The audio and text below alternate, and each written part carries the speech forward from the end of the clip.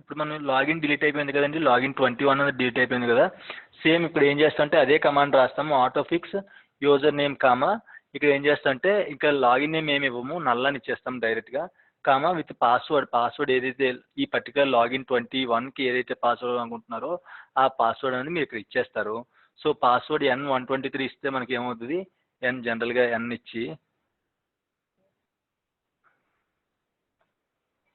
N123 ఇస్తే మనం ఏం చేయాలండి, కామా ఇక్కడ ఎక్స్పైరేషన్ అనేది ఆఫ్లో పెట్టుకోవాలి, పాస్వర్డ్ ఎక్స్పైరీ చెక్ పాలసీ అనేది ఆఫ్లో ఉండాలన్నమాట. కంట్రోల్-C మనకు నచ్చిన పాస్వర్డ్ ఏం లేదు, ఇక్కడ సింపుల్గా ఒకటే చేస్తున్నాము, మనం పర్టికులర్గా క్లోజ్ చేసేసాం కదా, లాగిన్ డిలీట్ చేసాం కదా లాగిన్ 21ని. సో ఆటోమేటిక్గా ఆటోఫిక్స్ అని కొట్టగానే ఏమవుతుందంటే పాస్వర్డ్ అన్నది ఈ పర్టికులర్ పాస్వర్డ్ తీసుకుంటుంది అనమాట. మనకి ఏదైతే నల్ ఇచ్చి పాస్వర్డ్ ఇచ్చామో పాస్వర్డ్ ఈ పర్టికులర్ పాస్వర్డ్ అనేది తీసుకుంటుంది.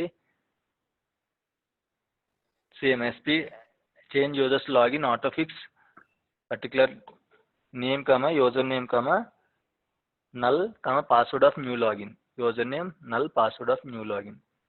ఈ పాస్వర్డ్ అనేది 123 పెట్టుకున్నాం కదా. ఆటోఫిక్స్ కొటేషన్స్ ఇదండి ఆటోఫిక్స్కి autofix. Okay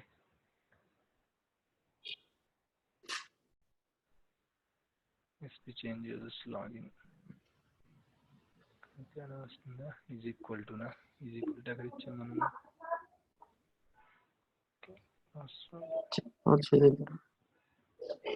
check policy of కరెక్టే కదా, లేదంటే పని చేద్దాం, ఇది లేపేద్దామండి. పాస్వర్డ్ గట్టిగిద్దాము, ఇదేమిద్దాం పాస్వర్డ్ లైక్ లాగిన్ @123.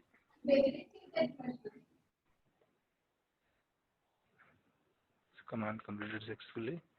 పర్టికులర్గా అంటే మనం ఆ పర్టికులర్ పాస్వర్డ్ ఇవ్వలేదు కదా అక్కడ, ఆ పాస్వర్డ్ ఇవ్వలేదు కానీ ఈ పాస్వర్డ్తో లాగిన్ క్రియేట్ చేసేస్తే ఇక్కడ లాగిన్ 21 లేదు కదా, ఇప్పుడు చూడండి లాగిన్ 21 వచ్చిందా. సో దీని పాస్వర్డ్ ఈ పాస్వర్డ్ ఒకటి అనమాట ఇప్పుడు.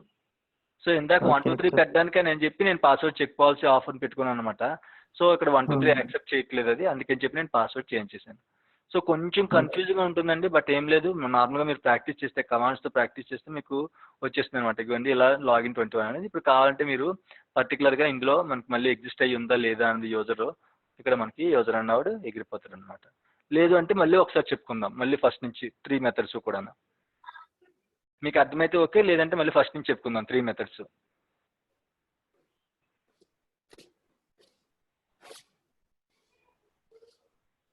ఓకే ఓకే ఓకే ఆయన అడగండి. శ్రీకాంత్ గారు అర్థమైందండి? నాకు కొంచెం కన్ఫ్యూజన్ ఉందండి. కొంచెం కన్ఫ్యూజన్ ఉంది. ఓకే అయితే రేపు నేను మళ్ళీ చెప్తాను మీకు, ఓకేనా? ఒక్కసారి సార్ రిపీట్ చేస్తే క్లియర్ గా ఉంటుంది నాకు తెలిసి. అంటే ఇట్లా క్యాచ్ అయ్యి ఎట్లా ఉంది అంటే మనకు అర్థం అవుతుంది, కాకపోతే ఏంటంటే మనం ఫ్లో కొంచెం అంటే మనం ట్రయల్ అండ్ ఎర్రర్ మెథడ్ లో కొంచెం అది